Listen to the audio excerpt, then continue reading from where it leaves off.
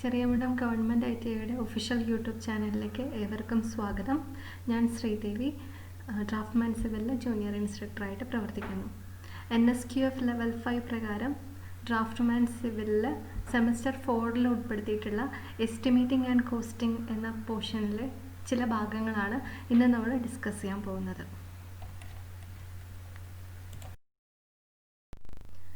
ഈ സെഷനിൽ നമ്മൾ ഡിസ്കസ് ചെയ്യാൻ പോകുന്ന ഒബ്ജക്റ്റീവ്സ് എന്തൊക്കെയാണെന്ന് നമുക്ക് നോക്കാം. ഒന്നാമതായി ഡാറ്റ ഫോർ എസ്റ്റിമേറ്റ്. ഒരു എസ്റ്റിമേറ്റ് പ്രിപ്പയർ ചെയ്യുന്നതിന് എന്തെല്ലാം ഡാറ്റാസാണ് നമുക്ക് വേണ്ടത്, അതാണ് ഈ പോർഷനിൽ നമ്മൾ ഡിസ്കസ് ചെയ്യാൻ പോകുന്നത്. രണ്ടാമതായി ടൈപ്സ് ഓഫ് എസ്റ്റിമേഷൻ. എസ്റ്റിമേഷൻ എത്ര തരത്തിലുണ്ട്, അത് ഏതൊക്കെയാണ്, അതിനെക്കുറിച്ചാണ് നമ്മൾ അടുത്തതായി ഈ സെഷനിൽ ഡിസ്കസ് ചെയ്യുന്നത്. ആദ്യമായി നമ്മൾ ഡിസ്കസ് ചെയ്യാൻ പോകുന്നത് ഡാറ്റ ഫോർ എസ്റ്റിമേഷൻ ആണ്. എന്തൊക്കെ ഡീറ്റെയിൽസ് ആണ് നമുക്കൊരു എസ്റ്റിമേഷൻ പ്രിപ്പയർ ചെയ്യുന്നതിന് ആവശ്യമായിട്ട് വരുന്നത്. അപ്പോൾ പ്രധാനമായും ഒരു എസ്റ്റിമേഷൻ പ്രിപ്പയർ ചെയ്യുന്നതിന് 3 തരത്തിലുള്ള ഡീറ്റെയിൽസ് ആണ് നമുക്ക് ആവശ്യം. ഒന്നാമത്തേത് ഡ്രോയിങ്സ്, രണ്ടാമത്തേത് സ്പെസിഫിക്കേഷൻസ്, മൂന്നാമത്തേത് റേറ്റ്. ഈ 3 ഡീറ്റെയിൽസ് ആണ് പ്രധാനമായിട്ടും ഒരു എസ്റ്റിമേഷൻ പ്രിപ്പയർ ചെയ്യുന്നതിന് നമുക്ക് ആവശ്യമായി വരുന്നത്. അതിലാദ്യത്തേത് ഡ്രോയിങ്സ്. ഡ്രോയിങ്സ് എന്ന് പറഞ്ഞു കഴിഞ്ഞാൽ ഡീറ്റെയിൽഡ് പ്ലാനും സെക്ഷനും എലിവേഷനും അടങ്ങിയതാണ്. പൂർണ്ണമായ ഡയമെൻഷനുകൾ ഉൾപ്പെടുത്തിയിട്ടുള്ള പ്ലാനും സെക്ഷനുമാണ് ഇതിനായിട്ട് ഉപയോഗിക്കുന്നത്. സാധാരണ രീതിയിൽ 1:100 സ്കെയിലിലാണ് ഇവ പ്രിപ്പയർ ചെയ്യുന്നത്. രണ്ടാമതായി സ്പെസിഫിക്കേഷൻസ് ആണ് പ്രയോജനപ്പെടുത്തുന്നത്. ഏത് തരത്തിലുള്ള വർക്കാണ് ചെയ്യുന്നത്, അതിന് ഏത് തരത്തിലുള്ള മെറ്റീരിയൽസ് ആണ് ഉപയോഗിക്കുന്നത്, അത് ചെയ്യുന്നതിനായി ഏതൊക്കെ തരത്തിലുള്ള ലേബേഴ്സാണ് ആവശ്യം, ഇതൊക്കെ കൃത്യമായി അറിയുന്നതിനും ആ വർക്ക് എക്സിക്യൂട്ട് ചെയ്യുന്നതിനും നമുക്ക് സ്പെസിഫിക്കേഷനെ പറ്റി കൃത്യമായിട്ടുള്ള ഒരു ധാരണ ഉണ്ടായിരിക്കണം. സ്പെസിഫിക്കേഷനെ അടിസ്ഥാനപ്പെടുത്തിയിട്ടാണ് വർക്കിൻ്റെ റേറ്റ് വരുന്നത്. ഈ സ്പെസിഫിക്കേഷൻ 2 വിധത്തിലാണുള്ളത്. ആദ്യത്തേത് ബ്രീഫ് സ്പെസിഫിക്കേഷനും രണ്ടാമത്തേത് ഡീറ്റെയിൽഡ് സ്പെസിഫിക്കേഷനും. എന്താണ് ബ്രീഫ് സ്പെസിഫിക്കേഷൻ അല്ലെങ്കിൽ ജനറൽ സ്പെസിഫിക്കേഷൻ? ചുരുങ്ങിയ വരികളിലൂടെ നമ്മൾ ചെയ്യാൻ പോകുന്ന വർക്കിനെ കുറിച്ച്, അതിലുപയോഗിക്കുന്ന മെറ്റീരിയൽസിനെ കുറിച്ച് നമുക്ക് വിവരിച്ചു തരുന്നതാണ് ബ്രീഫ് സ്പെസിഫിക്കേഷൻ എന്ന് പറയുന്നത്. അതിൻ്റെ തന്നെ വിപുലീകൃതമായിട്ടുള്ള രൂപമാണ് ഡീറ്റെയിൽ സ്പെസിഫിക്കേഷൻ.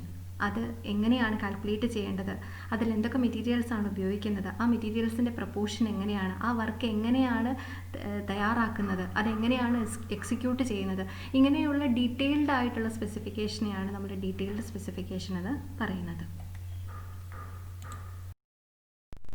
ഡാറ്റ ഫോർ എസ്റ്റിമേഷനിൽ അടുത്തതായി നമ്മൾ ഡിസ്കസ് ചെയ്യാൻ പോകുന്നത് റേറ്റ്സുകളെ കുറിച്ചാണ്. ഡീറ്റെയിൽ ഡ്രോയിങ്ങിൻ്റെ സഹായത്തോടു കൂടി ഒരു ഐറ്റത്തിൻ്റെ ക്വാണ്ടിറ്റി നമുക്ക് കാൽക്കുലേറ്റ് ചെയ്യാൻ സാധിക്കും. ഈ ക്വാണ്ടിറ്റിയിൽ നിന്നും അതിൻ്റെ റേറ്റ് കാൽക്കുലേറ്റ് ചെയ്യേണ്ടതുണ്ട്.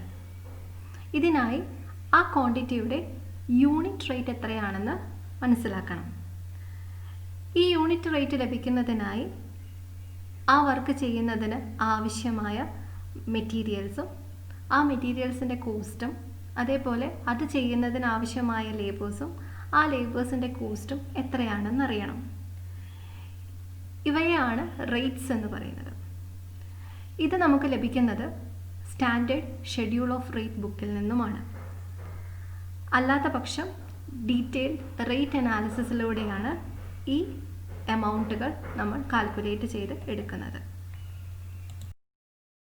അടുത്തതായി നമ്മൾ ഡിസ്കസ് ചെയ്യാൻ പോകുന്നത് ടൈപ്സ് ഓഫ് എസ്റ്റിമേഷനെ കുറിച്ചാണ്. എസ്റ്റിമേഷനെ പ്രധാനമായും 2ആയി തിരിക്കാം. ഒന്നാമത്തേത് റഫ് കോസ്റ്റ് എസ്റ്റിമേറ്റും രണ്ടാമത്തേത് ഡീറ്റെയിൽഡ് എസ്റ്റിമേറ്റും. ഈ റഫ് കോസ്റ്റ് എസ്റ്റിമേഷനെ വീണ്ടും 4ആയി തരംതിരിച്ചിരിക്കുന്നു.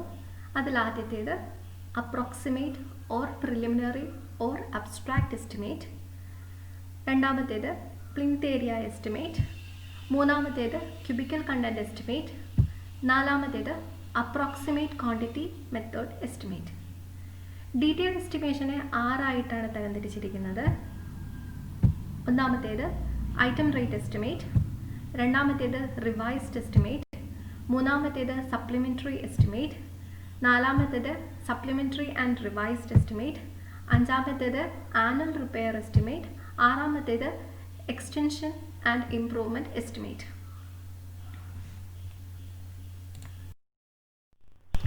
ഇനി ഓരോ എസ്റ്റിമേഷനെ കുറിച്ചും ഡീറ്റെയിൽ ആയി നമുക്ക് ഡിസ്കസ് ചെയ്യാം. എസ്റ്റിമേഷനെ പ്രധാനമായും രണ്ടായിട്ടാണ് തരംതിരിച്ചിരിക്കുന്നതെന്ന് നമ്മൾ നോക്കി. അതായത് റഫ് കോസ്റ്റ് എസ്റ്റിമേറ്റും ഡീറ്റെയിൽഡ് എസ്റ്റിമേറ്റും. ഇതിൽ റഫ് കോസ്റ്റ് എസ്റ്റിമേറ്റ് എന്ന് പറയുന്നത് എക്സ്പീരിയൻസിൻ്റെ അടിസ്ഥാനത്തിൽ പ്രിപ്പയർ ചെയ്യുന്ന എസ്റ്റിമേറ്റ് ആണ്. കൃത്യമായ പ്ലാനോ സെക്ഷനോ മറ്റ് ഡ്രോയിങ്ങുകളോ ഇല്ലാത്ത അവസരത്തിൽ ചെയ്യുന്ന ആളുടെ എക്സ്പീരിയൻസിൻ്റെ അടിസ്ഥാനത്തിൽ പ്രിപ്പയർ ചെയ്യുന്ന എസ്റ്റിമേഷനുകളാണ് റഫ് കോസ്റ്റ് എസ്റ്റിമേറ്റുകൾ.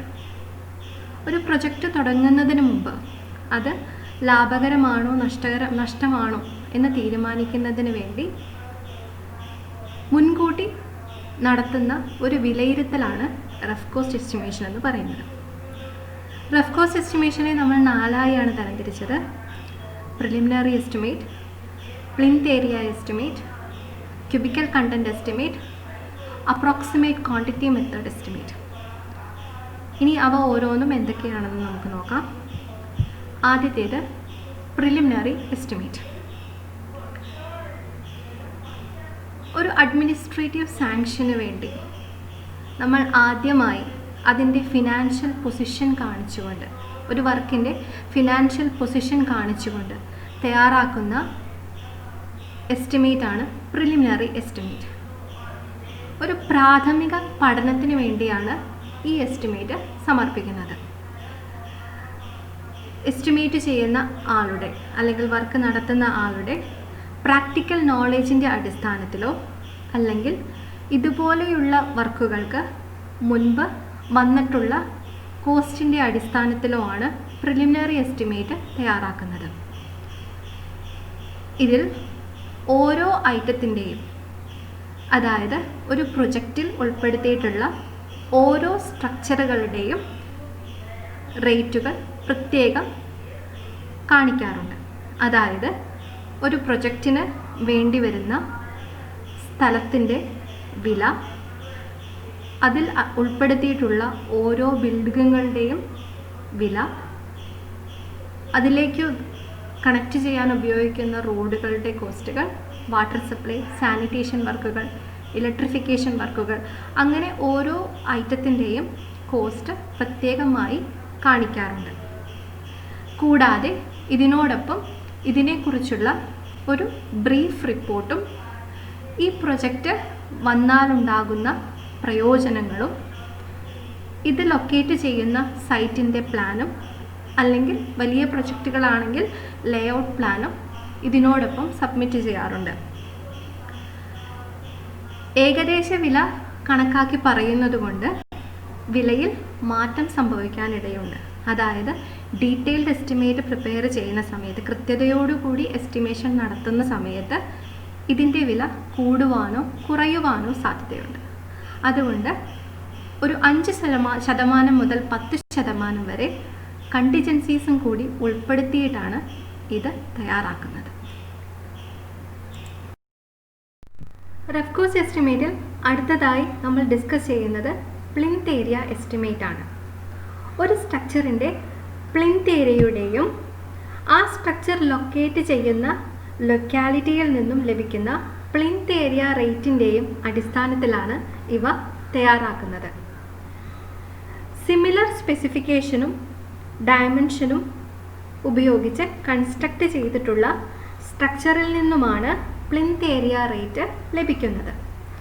ഉദാഹരണത്തിന്, നാം കൺസ്ട്രക്റ്റ് ചെയ്യാൻ ഉദ്ദേശിക്കുന്ന സ്ട്രക്ചറിൻ്റെ പ്ലിന്ത് ഏരിയ 100 സ്ക്വയർ മീറ്റർ ആണെങ്കിൽ ലൊക്കാലിറ്റിയിൽ നിന്നും നമുക്ക് ലഭിക്കുന്ന വിവരത്തിൻ്റെ അടിസ്ഥാനത്തിൽ ഇതുപോലെയുള്ള സ്ട്രക്ചറിന് ഒരു m² ചെലവാക്കേണ്ടി വരുന്ന തുക 25,000 രൂപയാണെങ്കിൽ നമ്മൾ ചെയ്യാൻ ഉദ്ദേശിക്കുന്ന സ്ട്രക്ചറിൻ്റെ കോസ്റ്റ് ഏകദേശം 25 ലക്ഷം രൂപയായിരിക്കും. ഇങ്ങനെ കണക്കാക്കുന്ന എസ്റ്റിമേറ്റിനെയാണ് പ്ലിന്ത് ഏരിയ എസ്റ്റിമേറ്റ് എന്ന് പറയുന്നത്.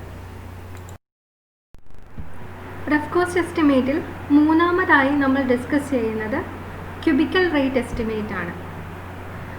കൺസ്ട്രക്റ്റ് ചെയ്യാൻ ഉദ്ദേശിച്ചിട്ടുള്ള സ്ട്രക്ചറിൻ്റെ ക്യൂബിക്കൽ കണ്ടന്റ്, അതായത് വോളിയത്തിൻ്റെയും ലൊക്കാലിറ്റിയിൽ നിന്ന് ലഭിക്കുന്ന ക്യൂബ് റേറ്റിൻ്റെയും അടിസ്ഥാനത്തിലാണ് ഈ എസ്റ്റിമേറ്റ് തയ്യാറാക്കുന്നത്.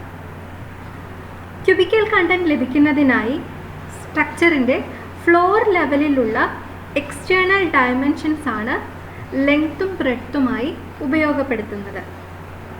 സിംഗിൾ സ്റ്റോറേജ് സ്ട്രക്ചർ ആണെങ്കിൽ ഉയരം സ്ട്രക്ചറിൻ്റെ ഫ്ലോർ ലെവലിൽ നിന്നും റൂഫ് ടോപ്പ് വരെ ഉപയോഗപ്പെടുത്തുന്നു. ഒന്നിൽ കൂടുതൽ നിലകളുള്ള സ്ട്രക്ചറുകളിൽ ഉയരം ഓരോ നിലയിലെയും ഫ്ലോർ ലെവലിൽ നിന്നും തൊട്ടു മുകളിൽ വരുന്ന ഫ്ലോർ ലെവലിൻ്റെ ടോപ്പ് വരെയാണ് മെഷർ ചെയ്യുന്നത്. ഇവ പ്ലിന്ത് ഏരിയ എസ്റ്റിമേറ്റിനേക്കാൾ അക്യുറേറ്റ് ആയാണ് കരുതപ്പെടുന്നത്. റഫ് കോസ്റ്റ് എസ്റ്റിമേറ്റിൽ അവസാനമായി നാം ഡിസ്കസ് ചെയ്യുന്നത് അപ്രോക്സിമേറ്റ് ക്വാണ്ടിറ്റി മെത്തേഡ് എസ്റ്റിമേറ്റ് ആണ്. ഇതിൽ സ്ട്രക്ചറിൻ്റെ ലെങ്ത്താണ് പ്രയോജനപ്പെടുത്തുന്നത്. ഒരു ബിൽഡിംഗ് ആണെങ്കിൽ അതിൻ്റെ വാളിൻ്റെ ടോട്ടൽ ലെങ്ത് കണക്കാക്കി അതിനെ വാളിൻ്റെ റേറ്റ് പെർ റണ്ണിങ് മീറ്ററുമായി മൾട്ടിപ്ലൈ ചെയ്താണ് റേറ്റ് കാൽക്കുലേറ്റ് ചെയ്യുന്നത്. ഈ എസ്റ്റിമേറ്റിൽ സ്ട്രക്ചറിനെ 2 ഭാഗങ്ങളായി തിരിക്കുന്നു. അതായത് ഫൗണ്ടേഷൻ മുതൽ പ്ലിന്ത് വരെ ഒരു പാർട്ടും സൂപ്പർ സ്ട്രക്ചർ രണ്ടാമത്തെ പാർട്ടും.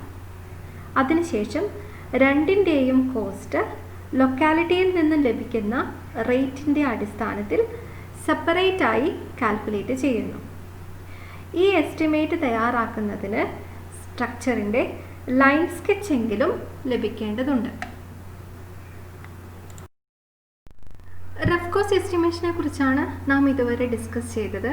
ഇനി അടുത്തതായി എസ്റ്റിമേഷൻ്റെ രണ്ടാമത്തെ ടൈപ്പായ ഡീറ്റെയിൽഡ് എസ്റ്റിമേഷനെ കുറിച്ചും അതിൻ്റെ സബ് ഡിവിഷനുകളെ കുറിച്ചുമാണ് ഡിസ്കസ് ചെയ്യാൻ പോകുന്നത്. എന്താണ് ഡീറ്റെയിൽഡ് എസ്റ്റിമേഷൻ? കൃത്യമായ ഡ്രോയിങ്ങുകളുടെയും സ്പെസിഫിക്കേഷനുകളുടെയും റേറ്റുകളുടെയും അടിസ്ഥാനത്തിൽ പ്രിപ്പയർ ചെയ്യുന്ന എസ്റ്റിമേഷനുകളാണ് ഡീറ്റെയിൽഡ് എസ്റ്റിമേഷൻ. ഇതിനെ 6 തരംതിരിച്ചിട്ടുണ്ട്. അത് നമ്മൾ നേരത്തെ ഡിസ്കസ് ചെയ്തതാണ്. അതിൽ ആദ്യത്തെ സബ് ഡിവിഷനായ ഐറ്റം റേറ്റ് എസ്റ്റിമേഷനെ കുറിച്ചാണ് നാം ഇപ്പോൾ നോക്കാൻ പോകുന്നത്.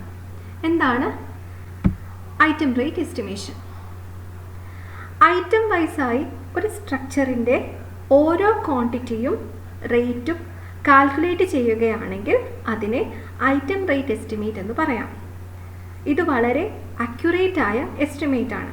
ഇതിൽ ഡീറ്റെയിൽ ഡ്രോയിങ്ങിൻ്റെ സഹായത്തോടെ ഓരോ ഐറ്റത്തിൻ്റെയും ലെങ്ത്തും ബ്രെഡ്ത്തും ഹൈറ്റും കാൽക്കുലേറ്റ് ചെയ്ത് കൃത്യതയോടെ അവയുടെ ഓരോന്നിൻ്റെയും ക്വാണ്ടിറ്റിയും റേറ്റും കണ്ടുപിടിക്കുന്നു. 2 ഘട്ടമായാണ് ഈ എസ്റ്റിമേഷൻ തയ്യാറാക്കുന്നത്. അതായത് ആദ്യത്തെ ഘട്ടത്തിൽ ക്വാണ്ടിറ്റി കാൽക്കുലേറ്റ് ചെയ്യുന്നു. രണ്ടാമത്തെ ഘട്ടത്തിൽ കണ്ടുപിടിച്ച ക്വാണ്ടിറ്റികളുടെ റേറ്റ് കാൽക്കുലേറ്റ് ചെയ്യുന്നു. ഐറ്റം റേറ്റ് എസ്റ്റിമേറ്റ് 2 ഘട്ടമായാണ് തയ്യാറാക്കുന്നത് എന്ന് പറഞ്ഞിരുന്നു. അത് എങ്ങനെയാണെന്ന് നോക്കാം. ആദ്യത്തെ ഘട്ടത്തെ details of measurement and calculation of quantity എന്ന് പറയാം. അതായത് സ്ട്രക്ചറിലെ ഓരോ ഐറ്റത്തിൻ്റെയും മെഷർമെൻറ്റ്സ് ഡ്രോയിങ്ങിൽ നിന്നും കണ്ടെത്തി അവയുടെ ക്വാണ്ടിറ്റി കാൽക്കുലേറ്റ് ചെയ്യുന്നു. ഇത് ഒരു ടാബുലാർ ഫോമിൻ്റെ സഹായത്തോടെയാണ് ചെയ്യുന്നത്. ഈ ടാബുലാർ ഫോമിനെ ഡീറ്റെയിൽസ് ഓഫ് മെഷർമെൻറ്റ് ഫോം എന്ന് പറയാം. ഇനി ഈ ടാബുലാർ ഫോമിൽ എന്തൊക്കെയാണ് ഉൾപ്പെടുത്തിയിരിക്കുന്നത് എന്ന് നോക്കാം. ഇതിൽ 8 കോളംസും ഐറ്റത്തിന് അനുസൃതമായി റോസും ഉണ്ടായിരിക്കും.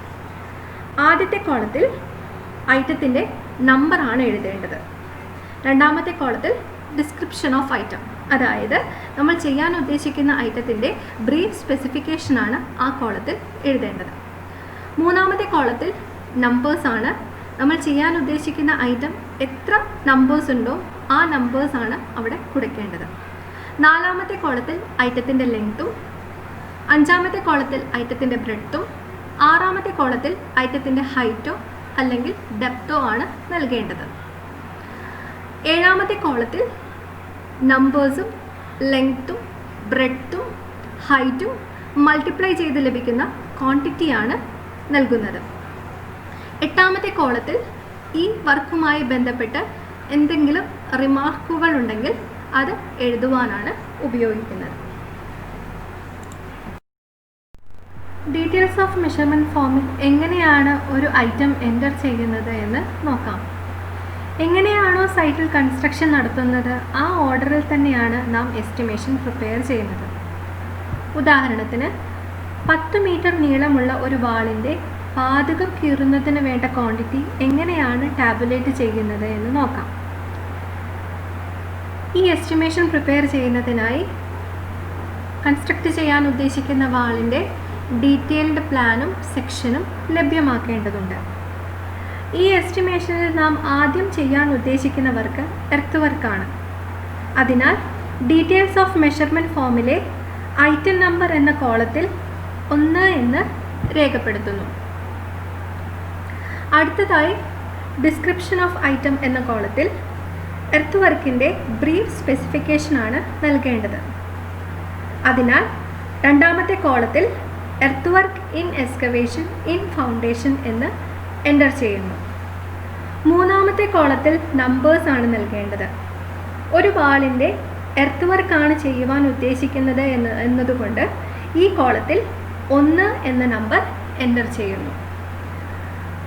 അടുത്ത കോളത്തിൽ കൺസ്ട്രക്റ്റ് ചെയ്യാൻ ഉദ്ദേശിക്കുന്ന വർക്കിൻ്റെ ലെങ്ത് ആണ് എൻ്റർ ചെയ്യേണ്ടത്.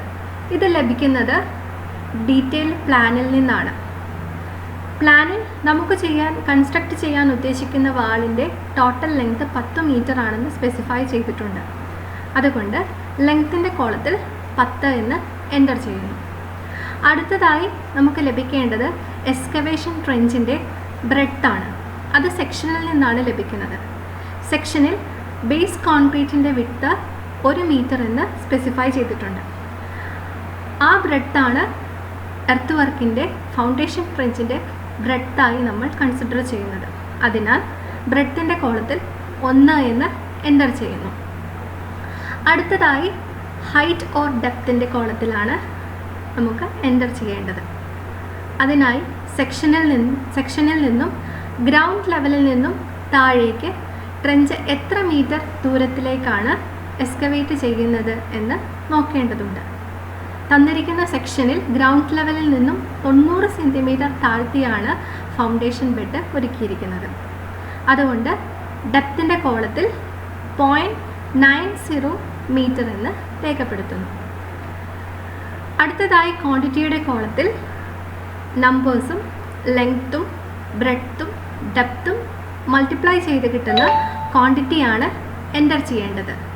ഇതിനായി 1 × 10 × 1 × 0.9 എന്നിവ മൾട്ടിപ്ലൈ ചെയ്യുന്നു. ഇവിടെ നമുക്ക് 9 ക്യൂബിക് മീറ്റർ ആണ് ലഭിക്കുന്നത്. ഇത് ക്വാണ്ടിറ്റിയുടെ കോളത്തിൽ എൻ്റർ ചെയ്യുന്നു. ഇതുമായി ബന്ധപ്പെട്ട് എന്തെങ്കിലും റിമാർക്കുകൾ ഉണ്ടെങ്കിൽ, ഉദാഹരണത്തിന് ഡെപ്ത് കാൽക്കുലേറ്റ് ചെയ്യുന്നത് 2 ഫൂട്ടിങ്ങുകളും PCCയും കൂടി ആഡ് ചെയ്താണ്. ഈ ഡെപ്ത് എങ്ങനെ ലഭിക്കുന്നു എന്നുള്ളത് നമുക്ക് വേണമെങ്കിൽ റിമാർക്കിൻ്റെ കോളത്തിൽ എൻ്റർ ചെയ്യാവുന്നതാണ്. ഈ വിധത്തിലാണ് ഡീറ്റെയിൽസ് ഓഫ് മെഷർമെൻറ്റ് ഫോമിൽ ഡീറ്റെയിൽസുകൾ എൻ്റർ ചെയ്യുന്നത്. ഐറ്റം റേറ്റ് എസ്റ്റിമേഷൻ്റെ സെക്കൻഡ് സ്റ്റേജിനെ അബ്സ്ട്രാക്റ്റ് ഓഫ് എസ്റ്റിമേറ്റ് കോസ്റ്റ് എന്ന് പറയാം. ഇതിൽ ഡീറ്റെയിൽസ് ഓഫ് മെഷർമെൻറ്റ് ഫോമിൽ പ്രിപ്പയർ ചെയ്തിട്ടുള്ള ഓരോ ഐറ്റത്തിൻ്റെയും ക്വാണ്ടിറ്റിയുടെ അടിസ്ഥാനത്തിൽ അവയുടെ കോസ്റ്റ് കാൽക്കുലേറ്റ് ചെയ്യുന്നു. ഇതിനായി അബ്സ്ട്രാക്റ്റ് ഓഫ് എസ്റ്റിമേറ്റ് ഫോം എന്ന് വിളിക്കുന്ന ടാബുലാർ ഫോം ഉപയോഗിക്കുന്നു. സ്റ്റാൻഡേർഡ് ഷെഡ്യൂൾ ഓഫ് റേറ്റിൽ നിന്നോ അല്ലെങ്കിൽ അനലൈസ്ഡ് റേറ്റിൽ നിന്നോ ആണ് ഓരോ ഐറ്റത്തിൻ്റെയും റേറ്റ് കണ്ടെത്തുന്നത്. ഇനി അബ്സ്ട്രാക്റ്റ് ഓഫ് എസ്റ്റിമേറ്റ് ഫോമിൽ എന്തൊക്കെയാണ് ഉൾപ്പെടുത്തിയിരിക്കുന്നത് എന്ന് നോക്കാം. ഇതിൽ ആദ്യത്തെ കോളത്തിൽ ഐറ്റം നമ്പറും, രണ്ടാമത്തെ കോളത്തിൽ ഡിസ്ക്രിപ്ഷൻ ഓഫ് ഐറ്റമും, മൂന്നാമത്തെ കോളത്തിൽ ആ ഐറ്റത്തിനു ഡീറ്റെയിൽസ് ഓഫ് മെഷർമെൻറ്റ് ഫോമിൽ ലഭിച്ച ക്വാണ്ടിറ്റിയും എൻ്റർ ചെയ്യുന്നു. നാലാമത്തെ കോളത്തിൽ ആ ഐറ്റത്തിൻ്റെ യൂണിറ്റും, അഞ്ചാമത്തെ കോളത്തിൽ അവയുടെ യൂണിറ്റ് റേറ്റും, ആറാമത്തെ കോളത്തിൽ ക്വാണ്ടിറ്റിയും യൂണിറ്റ് റേറ്റും മൾട്ടിപ്ലൈ ചെയ്യുമ്പോൾ ലഭിക്കുന്ന എമൗണ്ടും എൻ്റർ ചെയ്യുന്നു. ഏഴാമത്തെ കോളത്തിൽ റിമാർക്കാണ് എൻ്റർ ചെയ്യുന്നത്. ഇനി എങ്ങനെയാണ് മുമ്പ് കാൽക്കുലേറ്റ് ചെയ്ത എർത്ത് വർക്കിൻ്റെ കോസ്റ്റ് ടാബുലേറ്റ് ചെയ്തിരിക്കുന്നതെന്ന് നോക്കാം. അതിനായി ഐറ്റം നമ്പർ കോളത്തിൽ 1 എന്ന് രേഖപ്പെടുത്തുന്നു. ഡിസ്ക്രിപ്ഷൻ ഓഫ് ഐറ്റത്തിൽ എർത്ത് വർക്കിൻ്റെ ബ്രീഫ് സ്പെസിഫിക്കേഷനായ earth work in excavation in foundation എന്ന് രേഖപ്പെടുത്തിയിരിക്കുന്നു. ക്വാണ്ടിറ്റിയുടെ കോളത്തിൽ നേരത്തെ ലഭിച്ച 9 m³ ആണ് എൻ്റർ ചെയ്യുന്നത്. 4ാമത്തെ കോളത്തിൽ എർത്ത് വർക്കിൻ്റെ യൂണിറ്റായ ക്യൂബിക് മീറ്റർ എന്ന് രേഖപ്പെടുത്തുന്നു. 5ാമത്തെ കോളത്തിൽ ഷെഡ്യൂൾ ഓഫ് റേറ്റിൽ നിന്നും 1 m³ എർത്ത് വർക്കിനായി ചെലവാക്കേണ്ടി വരുന്ന തുക നൽകുന്നു. 6ാമത്തെ കോളത്തിൽ ക്വാണ്ടിറ്റിയായ 9 m³ റേറ്റായ 125.95 പെർ ക്യൂബിക് മീറ്ററും മൾട്ടിപ്ലൈ ചെയ്താൽ ലഭിക്കുന്ന എമൗണ്ട് ആണ് കാൽക്കുലേറ്റ് ചെയ്തിരിക്കുന്നത്. ഇത് 1133.55 രൂപയാണ്. ഇങ്ങനെ 2 ടാബുലാർ ഫോമുകളുടെയും സഹായത്തോടെയാണ് ഐറ്റം റേറ്റ് എസ്റ്റിമേറ്റ് പ്രിപ്പയർ ചെയ്യുന്നത്. ഡീറ്റെയിൽ എസ്റ്റിമേഷനിൽ നാം അടുത്തതായി ഡിസ്കസ് ചെയ്യുന്നത് റിവൈസ്ഡ് എസ്റ്റിമേഷനെ കുറിച്ചാണ്. സാങ്ഷൻ ചെയ്യപ്പെട്ടിട്ടുള്ള ഡീറ്റെയിൽഡ് എസ്റ്റിമേഷൻ്റെ റേറ്റിൽ 5% കൂടുതൽ വേരിയേഷൻ വരുമ്പോഴാണ് എസ്റ്റിമേഷൻ റിവൈസ് ചെയ്യുന്നത്. കോസ്റ്റിൽ വേരിയേഷൻ വരുന്നില്ല, പക്ഷേ മെറ്റീരിയൽസിൽ വ്യത്യാസം വരുന്നുണ്ടെങ്കിലും റിവൈസ്ഡ് എസ്റ്റിമേഷൻ പ്രിപ്പയർ ചെയ്യുന്നു. ഡീറ്റെയിൽഡ് എസ്റ്റിമേഷൻ്റെ 3ാമത്തെ ക്ലാസിഫിക്കേഷനാണ് സപ്ലിമെൻ്ററി എസ്റ്റിമേറ്റ്. ഒറിജിനൽ വർക്ക് ഉപയോഗപ്രദമാക്കണമെങ്കിൽ സാങ്ഷൻഡ് എസ്റ്റിമേറ്റിൽ ഉൾപ്പെടുത്തിയിട്ടില്ലാത്ത ചില വർക്കുകൾ കൂടി അഡീഷണലായി ചെയ്യേണ്ടി വരുന്ന സന്ദർഭങ്ങളിലാണ് സപ്ലിമെൻ്ററി എസ്റ്റിമേറ്റ് പ്രിപ്പയർ ചെയ്യുന്നത്. ഒറിജിനൽ എസ്റ്റിമേഷന് പുറമെ പുതിയതായി ചെയ്യാൻ ഉദ്ദേശിക്കുന്ന ഐറ്റംസ് മാത്രം ഉൾപ്പെടുത്തി ആണ് ഈ എസ്റ്റിമേഷൻ തയ്യാറാക്കുന്നത്. സപ്ലിമെൻ്ററി ആൻഡ് റിവൈസ്ഡ് എസ്റ്റിമേഷനാണ് ഡീറ്റെയിൽഡ് എസ്റ്റിമേഷൻ്റെ 4ാമത്തെ ക്ലാസിഫിക്കേഷൻ. ചെയ്തുകൊണ്ടിരിക്കുന്ന ഒരു വർക്കിലെ ചില ഐറ്റംസ് സന്ദർഭവശാൽ ചെയ്യാൻ സാധിക്കാതെ വരികയും ഇങ്ങനെ വരുമ്പോൾ ഒറിജിനൽ സാങ്ഷൻ എസ്റ്റിമേറ്റിൽ ഉൾപ്പെടുത്തിയിട്ടുള്ള ബാക്കി വർക്കുകളുടെ കോസ്റ്റ് 95% കുറയുകയുമാണെങ്കിൽ ചെയ്യാൻ ഉദ്ദേശിക്കുന്ന വർക്കുകൾ മാത്രം ഉൾപ്പെടുത്തി തയ്യാറാക്കുന്ന ഡീറ്റെയിൽഡ് എസ്റ്റിമേഷനാണ് സപ്ലിമെൻ്ററി ആൻഡ് റിവൈസ്ഡ് എസ്റ്റിമേഷൻ. ചെയ്യാൻ ഉദ്ദേശിക്കുന്ന വർക്കിൽ മെറ്റീരിയൽസ് ചേഞ്ച് വരികയും കൂടാതെ ചിലവ് ചുരുക്കുന്നതിനായി ഡിസൈനിൽ മാറ്റം വരുത്തേണ്ടി വരികയും ചെയ്യുമ്പോഴും സപ്ലിമെൻ്ററി ആൻഡ് റിവൈസ്ഡ് എസ്റ്റിമേഷൻ തയ്യാറാക്കുന്നു. ഇങ്ങനെ തയ്യാറാക്കുന്ന എസ്റ്റിമേഷന് പുതുതായി കമ്പിറ്റൻ്റ് അതോറിറ്റിയിൽ നിന്നും ടെക്നിക്കൽ സാങ്ഷൻ ലഭിക്കേണ്ടതുണ്ട്. ആനുവൽ റിപ്പയർ എസ്റ്റിമേറ്റ് അല്ലെങ്കിൽ മെയിൻ്റനൻസ് എസ്റ്റിമേറ്റ് ആണ് ഡീറ്റെയിൽഡ് എസ്റ്റിമേഷൻ്റെ 5ാമത്തെ ക്ലാസിഫിക്കേഷൻ. ചെയ്തു കഴിഞ്ഞ വർക്കുകൾക്ക് കേടുപാടുകൾ സംഭവിക്കാതെ നിലനിർത്തുന്നതിന് വാർഷികമായി നൽകുന്ന മെയിൻ്റനൻസ് വർക്കുകൾ ഉൾപ്പെടുത്തി തയ്യാറാക്കുന്ന ഡീറ്റെയിൽഡ് എസ്റ്റിമേഷനാണ് annual repair or maintenance estimate. ഒരു സ്ട്രക്ചറിൽ സാധാരണഗതിയിൽ വരാറുള്ള അറ്റകുറ്റപ്പണികൾ, വൈറ്റ് വാഷിംഗ്, പെയിൻറ്റിംഗ് തുടങ്ങിയവയാണ് ഇതിൽ ഉൾപ്പെടുത്തുന്നത്. ഡീറ്റെയിൽഡ് എസ്റ്റിമേഷനിലെ അവസാനത്തെ ക്ലാസിഫിക്കേഷനാണ് എക്സ്റ്റൻഷൻ ആൻഡ് ഇംപ്രൂവ്മെൻറ്റ് എസ്റ്റിമേറ്റ്. ഒരു പഴയ സ്ട്രക്ചറിൽ ചില മാറ്റങ്ങൾ വരുത്തേണ്ടി വരുമ്പോഴും അല്ലെങ്കിൽ പുതിയതായി ചില ഭാഗങ്ങൾ കൂട്ടിച്ചേർക്കേണ്ടി വരുമ്പോഴും ഇതിൻ്റെ തുക മെയിൻ്റനൻസ് എസ്റ്റിമേഷനിലൂടെ അനുവദിക്കാൻ കഴിയുന്ന തുകയേക്കാൾ കൂടുതലാകുമ്പോഴുമാണ് എക്സ്റ്റൻഷൻ ആൻഡ് ഇംപ്രൂവ്മെൻറ്റ് എസ്റ്റിമേഷൻ തയ്യാറാക്കുന്നത്. ഈ ഒരു സെഷനിലൂടെ എസ്റ്റിമേഷൻ പ്രിപ്പയർ ചെയ്യുന്നതിന് ആവശ്യമായ ഡീറ്റെയിൽസ് എന്തൊക്കെയാണെന്നും എന്തെല്ലാം തരത്തിലുള്ള എസ്റ്റിമേഷനുകളാണ് നിലവിൽ ഉപയോഗിക്കുന്നത് എന്നും നമ്മൾ ഡീറ്റെയിൽ ആയി ഡിസ്കസ് ചെയ്തു. ഏവർക്കും ഉപയോഗപ്രദമാണെന്ന് കരുതുന്നു. നന്ദി, നമസ്കാരം.